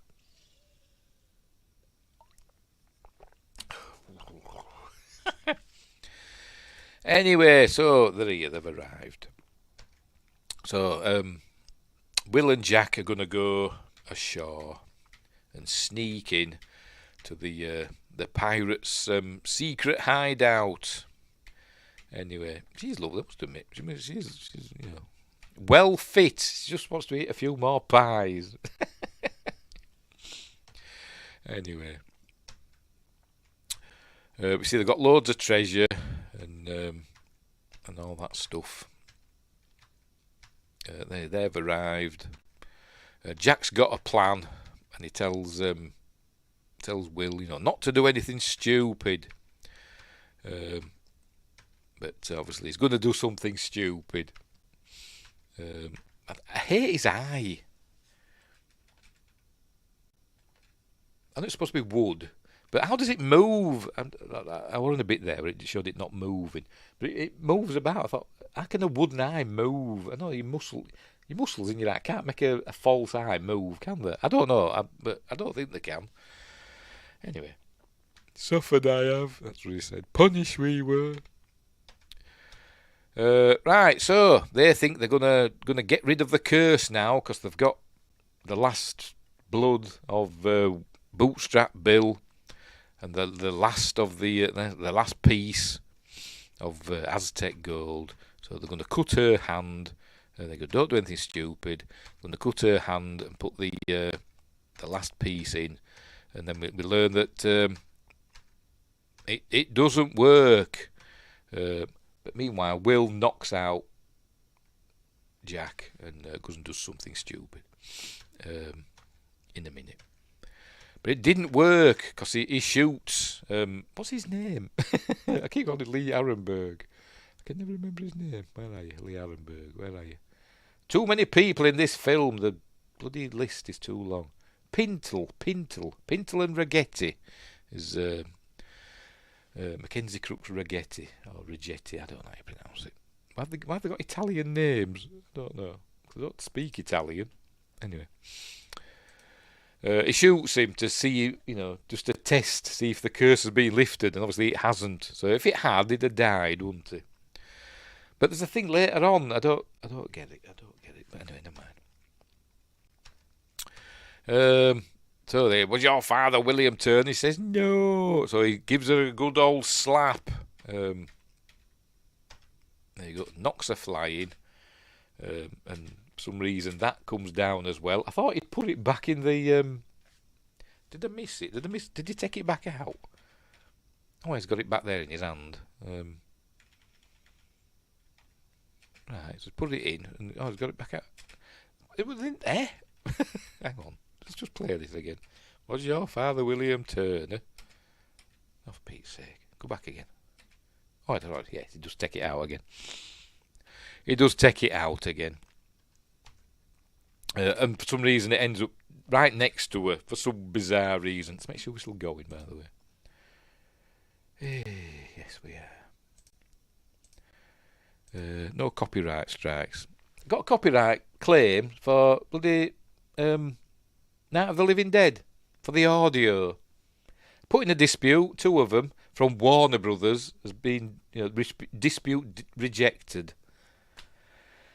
Hate Warner Brothers, as bad as Toho sometimes, but yeah. So I thought, well, I'll not bother. I'm not going to escalate it to an appeal and get a proper copyright strike, but I don't know. I should have maybe used an older version or the original version of the film, maybe. But whatever, I don't care. Anyway, whatever. Right. So they find out that the curse hasn't been lifted, so they start getting angry with the crew starts getting angry with Barbosa, saying, they've been following him and he's done it all wrong and all that stuff.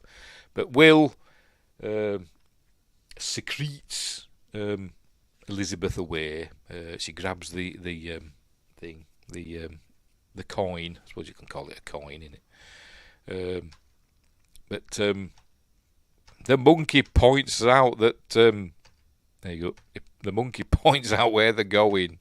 He's going to show it. Oh, Pete's sake. Come on, show us the monkey. Come on, monkey. Tell us.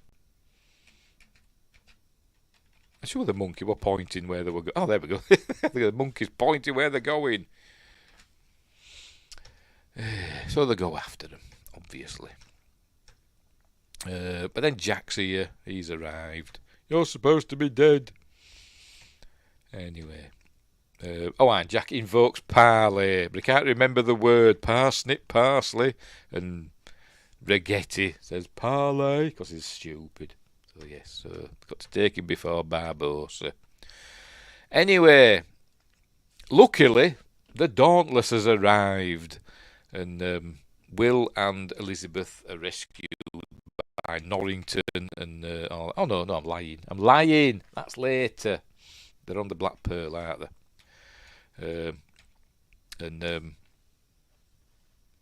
Because before Will and Jack set off, they told Gibbs and the rest of the crew to follow the code. and but the crew, as I said, they're not going to go back after Jack. So anyway, there you go. Weigh anchor, hoist the sails, and they're not going to go. So they're going to go and find. Because Jack says he knows where to get. Who is? He knows who the child of Bootstrap Bill is.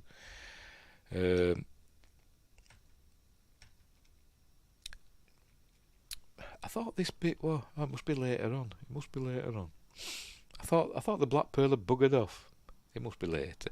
They're below decks, and he's seen to her hand, because he'd cut her hand, and to bleed onto the girl. He's dealing with that, and there we go. They love each other, blah blah blah, and there we go. She shows him that. Oh, I thought I'd lost it, so she kept it all these years. But he says it's Will's blood that they need. Anyway, so Jack's trying to do a deal with Barbossa, and Barbossa kind of agrees. Anyway, but they're after the Interceptor. Oh, actually, they're on the Black Pearl, aren't they? They're on the Interceptor. I'm forgetting all my ships. The Interceptor's super fast. But the Black Pearl's still gaining on them, because the Black Pearl's faster. So what they're going to do? They're going to do a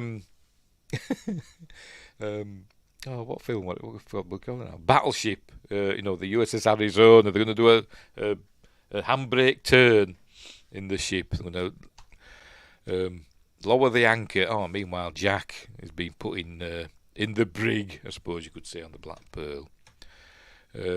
There you go. They're trying to make the Interceptor lighter, so they're throwing everything overboard, including the cannonballs. But then the Black Pearl's got oars coming out now, just to make it. Will oars make them go that a little bit faster? I don't know, but anyway. So they're gaining on them. So what they're going to load the guns with, whatever they can find. So they're throwing all the cannonballs out to try and make the ship lighter. So they've got to put other things in the cannons, because they were going to throw the cannons overboard, or cannon, whatever. And Will said, no, we might need them. So anyway, for some reason, Elizabeth has become a military tactician now. I don't know, is it just because she hangs about with Commodore Norrington? I don't know. But it's her idea to drop the port anchor, starboard anchor, whatever, starboard. Lower the anchor on the starboard side. So that's what they're going to basically make the ship come about. We're going to broadside them. There we go. They've lowered the anchor up. Ching, ching, ching. That's it. Doing an Arizona off Battleship.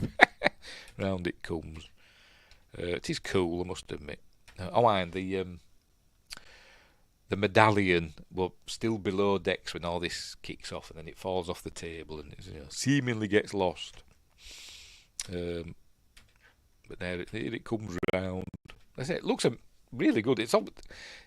They can't have done that with a real ship. I mean, that must have been some big model or whatever. A big what they call it, like a bigetture or something, or whatever. Just something that they could pull about in the sea. I don't know, but anyway, probably cost an arm and a leg.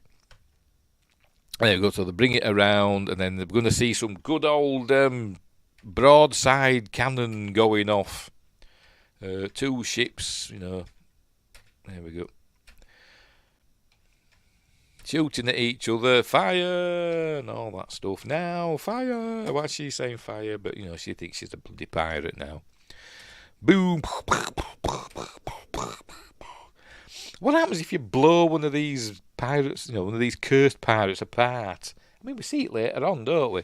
Do they still die, or? We know if bits of them come off, because we see a hand later on running about crawling about by itself. But what happens when you blow them apart? Like, what if a cannonball hits them and just blows them to smithereens? I don't know. Anyway. Is this where he gets the fork in his eye? I'm going to show it. Oh, for Pete's sake. And the fork's moving about. Look. How can he move his eye, his fake eye? I don't get it. Anyway. So they're all fighting. There we go. Jax gets out of his jail cell. She notices that the medallion's gone because that's what they're after. He says it's below decks, so Jack goes below. Will goes below decks to find it, but gets trapped down there with something. I think a cannon falls on the hatch. Oh, pardon me. That's what they've been firing, cutlery and stuff. Yeah. Oh, crikey. Anyway, all sorts of fighting going on. There we go. Oh, boarding and all that's just like Assassin's Creed Black Flag. Anyway. There with his swivel gun. There, he's got his swivel gun, look. Right, so they're all fighting away and all being fun. And there you go. Jack's doing some swinging. He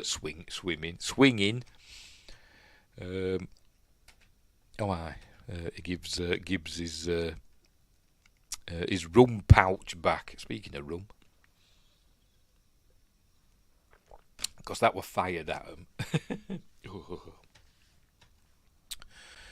Anyway, it's filling up with water now because it's starting to sink. Is the interceptor, and he's below decks. They can't get him out, and can't move it. But they all get captured. There we go by the pirates. And the monkey gets the medallion, and Jack and gives it to Barbossa, and then goes, "Oh, thank you, Jack." And Jack Sparrow goes, "Oh, you're welcome." Says, "Not you, we named the monkey Jack." Anyways, he's trapped, his Will, takes a deep breath, and there must have been a hole. Oh, and by the way, they've set a thing in the powder magazine of the interceptor, and it's going to blow up. This is a good. They must have blown up not a real ship, but I don't know. It could be. It's probably a mixture of both CG and an actual explosion. But it does look cool. It does. It looks like a real explosion, doesn't it? But you never know, do you? It's Hollywood magic, movie magic. So I don't know, but it looks like they've blown up a real ship, doesn't it? But they probably haven't. Then it's a miniature. It's probably a miniature, a bigature, probably a big miniature. But she thinks William's dead now because he was trapped onto it, so she thinks he's been blown up. But we're not going to have to wait too long because here he is. He's fine. By the way, they're using lots of getting, muskets or flintlocks or whatever out of water and stuff and shooting them. All the gunpowder would be wet, wouldn't it? But never mind. Right, so he introduces himself as Will Turner. Then he threatens to kill himself. So that they'll. If he just kills himself, does he need to be alive? Can't they just soak up some of his blood in a rag and squeeze it into the? Maybe not. I don't know. As I said, don't overthink it. But he says, let the crew go, and the goodies and Jack and Elizabeth, and I'll go with you. So, but what they're doing, is giving up his gun and that. So they've caught Will now, but now the pirates are, altering the bargain, and they're making Elizabeth walk the plank. But you lying bastard! You swore she'd go free. Don't dare impugn me honour, boy. I agreed she'd go free. It was you who failed to specify when or where. Anyway, so they make her walk the plank. Oh, and he wants his dress back. So she gives him the dress back, and they're all like, "Woo!" It's Keira Knightley. I've got a more curvy figure than Keira Knightley. She's lovely. But anyway. Off she goes into the water, and Jack goes as well. It's the same island they marooned him on last time. So off they go to that island, and someone catches up with her. He must be a good swimmer. So they're trapped on the island, but he finds the rum, the cache of rum. That's where he tells him we're there for 3 days. And you know, a ship came by and rescued him. The rum runners he bartered passage on their ship. So she's like, you're not, there isn't this great legend around you. Anyway, they're going to get drunk. I think they put a fire on the beach, and they're going to get drunk on rum. Drink up, my hearties, yo ho, and really bad eggs.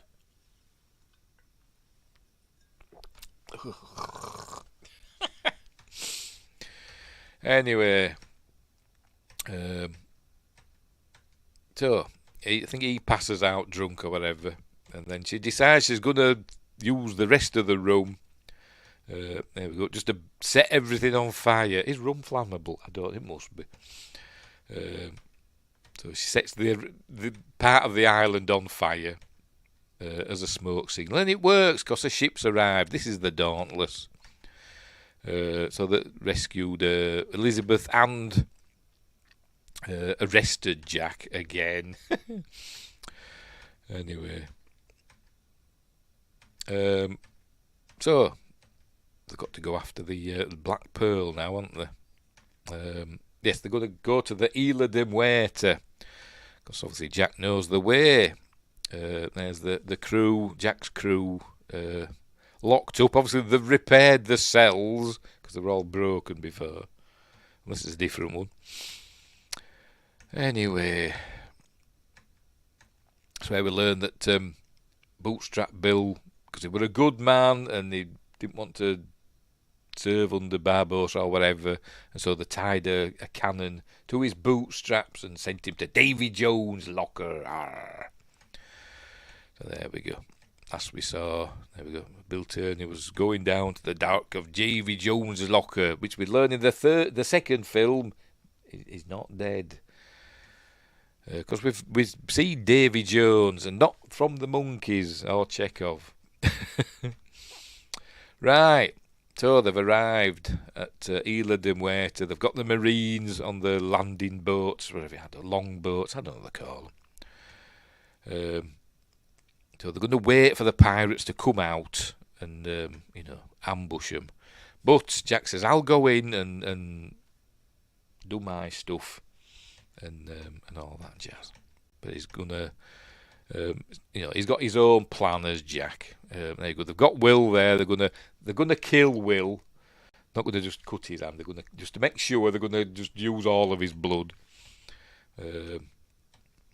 But Jack arrives and interrupts them. And little, I'm going to see it in a minute. Or it might have been earlier on. I can't remember. No, it might be this bit. He steals one of the gold coins. He picks some up out of the. I'm going to see it. There we go. He scoops some up like that. Look, and he drops them back in, but he keeps one of them. We see him. There's a bit of sleight of hand. There we go. Drops them in, and there we go. Does a bit of sleight of hand and keeps hold of one of them. So technically now he's cursed because he's got one of the. So why wasn't Will Turner cursed? Maybe he was. So why, if Will Turner had that, well, he didn't, did he? Because Elizabeth had it, didn't she? But does it matter? Because they don't have to have them on them, do they? I don't understand how it works, but never mind. But Will Turner didn't steal it, did he? So it was given to it, sent to him by his dad, Bootstrap Bill. So you don't have to just be in possession of it. But Jack didn't steal the gold either, did he? Did he? If he had stolen the gold when he were with the Black Pearl, because he used to be the captain of the Black Pearl, he'd have been cursed anyway, wouldn't he? I don't understand how it works. But anyway, he's stolen a coin, so now he's cursed now. So why wasn't Elizabeth cursed if she had it in her possession? I don't know. Don't overthink it. Anyway, there he goes. He's making out. He's going to do a deal with Barbossa. He says, give me the pearl back, and you can have the Dauntless or whatever. And you can have your own fleet. You can be Commodore Barbossa, and I'll give you 10% of my booty. And Barbossa says, I want 50%, and they haggle down to 25%, and they have an accord. So he says, right, so the Dauntless is out there, all hands to the boats. But then Barbossa says, no, go for a walk. So they're going to go for a walk. The moon's coming out. We're going to see the cool shot of the ghouls walking across the bottom of the seabed.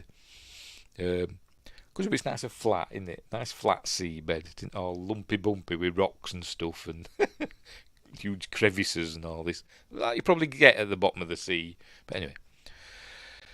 There they go, walking away. Until they hit the moonlight. There we go. They turn into skeletons. Anyway. Alright, and I'm not sure why they're doing this, but Ragetti and Pinette, I forgot the name already. Mackenzie Crook and the other fella, Lee Arenberg, they're in women's clothes, pretending to be women in a rowing boat as a distraction. I don't really know. It doesn't make much sense because they can't see the other ghouls walking on the bottom of the sea to the Dauntless. So why do they need a distraction? I've no idea, but anyway. Whatever. Elizabeth's going to escape in a minute. Here come the ghouls.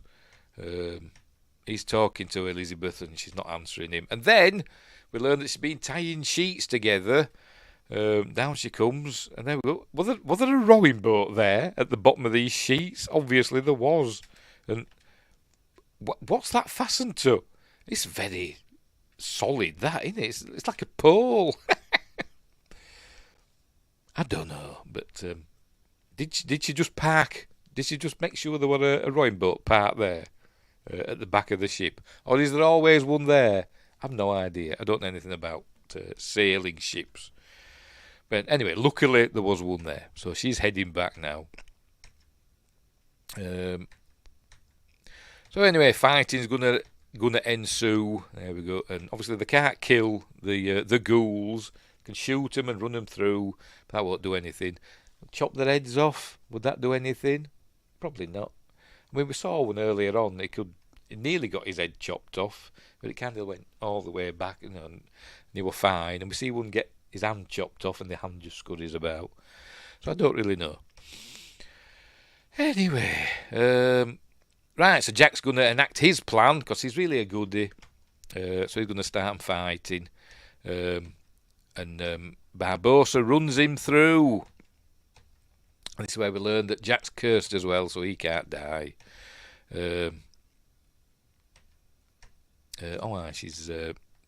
She sees the monkey and just grabs hold of it. See, it's an undead monkey as well, so obviously the monkey's part of the plot as well. Pardon me. And the monkey stays undead in the second film because at the end of this, we see it steals a piece of the treasure. So the monkey stays cursed. So anyway, but she throws the monkey away. She grabs it. Anyway, she sets them free, and they take over the Black Pearl. In a minute. This where he knocks. He breaks the. Is he going to do it now? I'll do it in a minute. They're fighting in the cave. He runs Jack through, and Jack steps into the moonlight and turns into a ghoul. And that's very interesting. But anyway, couldn't resist, mate. So I don't know the rules behind this this cursed gold. Anyway, there he goes, chasing the hand around, and it's all that stuff. He ends up locking it in a drawer. Right, it's going to blow up some of these ghouls in a minute. His will. Is this back on the Black Pearl? Yes, they knocked them off. I think there were only 2 ghouls on the Black Pearl. All the rest, were attacking the Dauntless. These two were just keeping an eye on the Black Pearl, but they get knocked off with a boat. But they all break into bits. So are they dead now, or will all the bits come back together? I don't know. Anyway, this is where they say they're not going to go and save, Jack and Will and all that, because they've been left behind. That's the part of the code. Any pirate that falls behind gets left behind. So they're not going to. So there you go. She's saying, bloody pirates, they're sailing off. So she's heading back into the cave. Meanwhile, the battle is still ongoing on the Dauntless. There we go. So people are dying left, right and centre. They're getting run through and killed and murdered. It's a Disney film, it's fine. Mackenzie Crook, or zombie Mackenzie Crook, loses his eye and is chasing it around. Right, so they're fighting away. They're all fastened together. They've used like a big pole or something, and they fastened these three ghouls together, and they push them into a corner, out of the moonlight, so they become human again. But I think Will puts this fella's into his explosives, in he grabs one of his grenades or whatever and shoves it into his rib cage, and then as they push him out of the moonlight, they become human again, so he can't get to it. I don't understand how it works, to be completely honest. There we go. There you go. Shoves it in his rib cage, and then there you go. When they're out of the moonlight, he can't get to it because they're human again, and then they blow up. No fair. And they blow up. Look. So are all them dead now? Or they're just loads of bits of ghouls just like twitching? I don't know. Anyway, they're still fighting as Barbossa and Jack. And there we go. He's gonna shoot. He's gonna shoot Elizabeth. And then we hear a gunshot. And then we see that Jack shot Barbossa and says, you wasted your shot. Your one shot you had for 10 years, you've wasted it. And then we hear Will's voice says, he didn't waste it. And hang on, there we go. And he's got the last two, because Jack had he cut his hand, got his blood on the medallion, and thrown it to Will. And so Will's dropping the last two gold coins into the chest.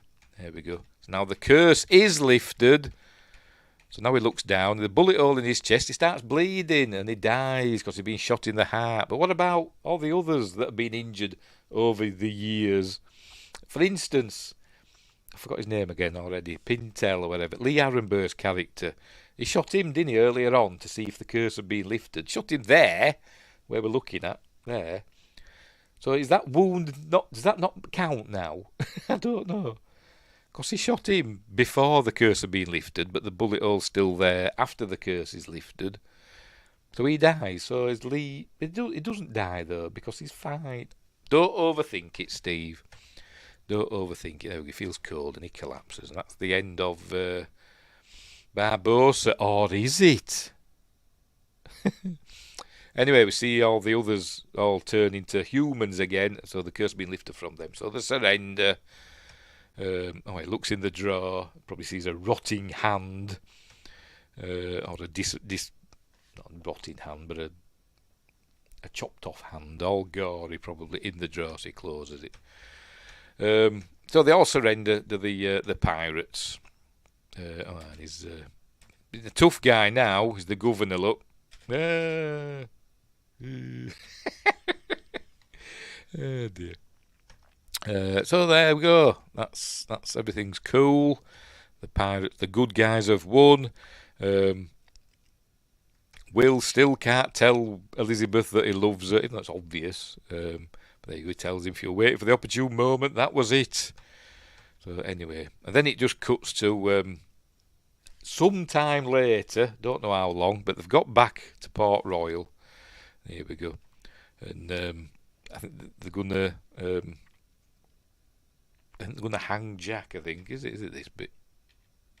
Yes, they're going to hang Jack for being a pirate. They're reading out the charges, and they're all watching.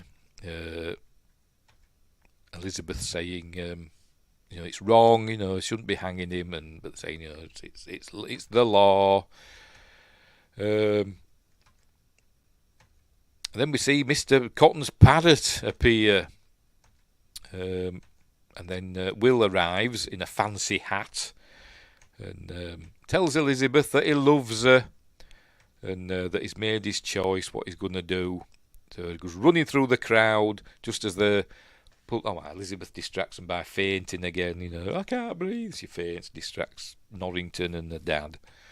There you go. And just as they pull the thing to lower the drop or whatever and hang Jack, Will throws his sword and it sticks in the thing. Just, it's really good. He's willing to, and Jack lands on it. So obviously he doesn't die. So Jack, Will, and all that, and Will has a fight with the executioner. Jack gets freed. There he goes. Use the sword to cut his bonds, and they go running about. And they do the clothes line, literally. Some soldiers. Here they go. Where are we? There we go. Literal clothes lining, not like in the wrestling. So they're all having fun and games, but they're outnumbered and they get surrounded. And but Elizabeth joins them. She says, because Will says, my place is here between you and Jack. He's showing his allegiance to Jack Sparrow, Captain Jack Sparrow. Should have used a bow and arrow, yes, to kill. And it was Cock Robin, wasn't it, that were killed by the sparrow with the bow and arrow. I thought what you were on about. Anyway. And Elizabeth joins them. And she goes, as it's my place. And he says it's my place. And she says, as is mine. So obviously, because it's Elizabeth, they're not going to kill her, are they? Or hang her. There's a painted on cleavage. It looks good, I must admit. So Jack is going to there we go, do his last speech. Friends, this is the day you will learn that you almost, there you go, day that you will always remember as the day that, and then he falls. Did he do it on purpose? Don't know. Anyway, he falls.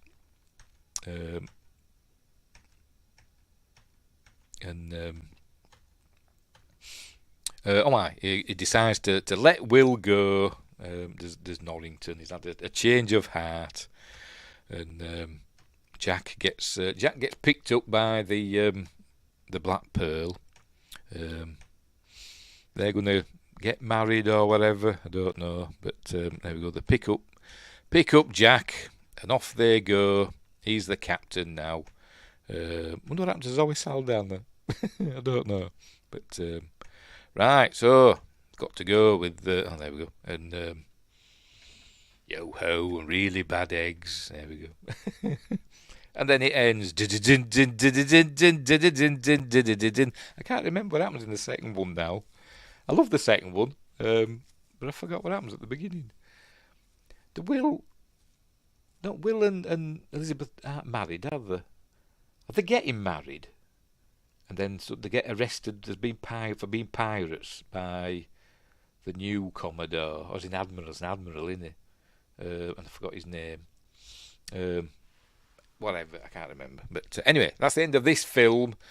Jack's got away, obviously, and Commodore Norrington said we can give him a day's head start. So, he's come around, hasn't he? But I think he loses his commission over it, doesn't he? I think it's Commodore Norrington. So he becomes a drunk. But anyway, we get more stuff at the end, and it has an end credit scene, doesn't it? Pardon me, which doesn't last long. Once we get there, here we go, and we see, like I say, we're back in the cave again. There we go with the dead. What's his face? Barbosa. But then the monkey's here. Monkey Jack is here. And we see he goes in here and takes that and becomes a zombie thing. Well, a ghoul monkey. There we go. Maybe he just liked being a ghoul monkey. I don't know. But there we go. And that's the end of the film. Each one's got an end credit thing, hasn't it? Which is cool because they were doing it before the MCU. But there we go. That's the end. That's the end of the film, and it's a great film. I love the Pirates of the Caribbean films, apart from the last two, which weren't they were fun and okay, but they weren't as good as the first three or the first two. The third one, it's okay. It's fine. It's fine. But yeah. So there we go. That's Pirates of the Caribbean. Curse of the Black Pearl. Arr, arr. A great film. I love it. I love it. It's astonishingly good and a really good script with great dialogue. Quite a bit of it improvised by Johnny Depp. And I think Orlando Bloom improvised a bit as well. But really good and super enjoyable. And they wouldn't make a film like that these days, would they? Although they're going to, aren't they? They're going to do another Pirates of the Caribbean film, apparently, but without Johnny Depp. Don't know. They'd have to find a good actor to replace him. If Jack Sparrow's going to be in it, they're just going to recast him, or they're just going to have somebody else. I don't know. But anyway, I don't know. Anyway, I love pirates. It makes me want to play Assassin's Creed 4 Black Flag again. It really does. Not Skull and Bones, because that game's bloody awful. And the other one, there's another one in there that's on Xbox and PC. I forgot what they call that one now. That Microsoft pirate game. It's not that good. I tried it out.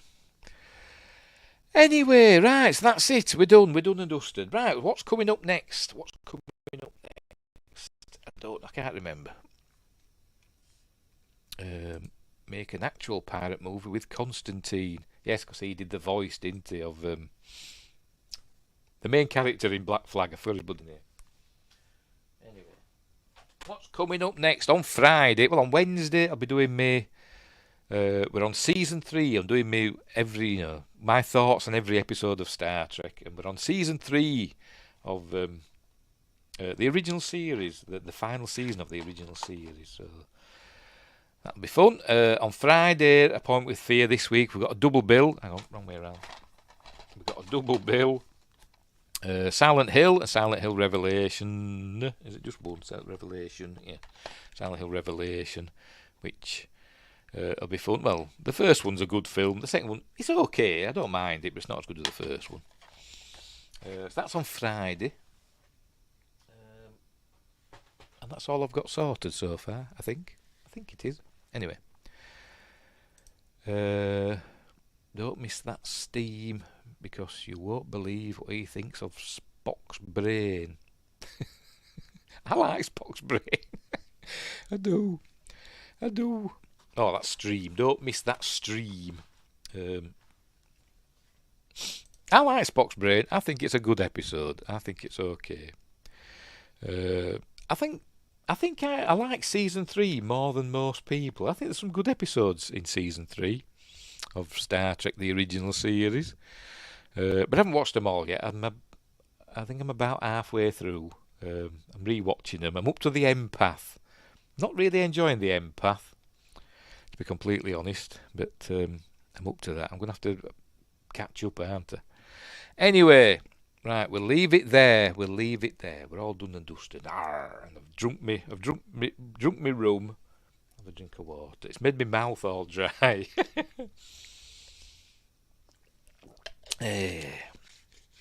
But we'll leave it there. Thanks, Win Grace. A Sci-Fi Quest who's buggered off, and Josh Temple. And we had Tim Rose as well. For joining us in the chat, and all the billions of people around the world that's also watched the show. If only. Ends on a clunker. Yes, it's Turnabout Intruder, the final episode, I think, isn't it? Is that the one where we learn that there's no women captains in Starfleet? I think it's that one, isn't it? Anyway. So we'll leave it there. So I forgot what we're going to say now. Yes. Hang on. There we go, pop that back up again. Don't forget to like and subscribe and share and drop a comment and all that stuff.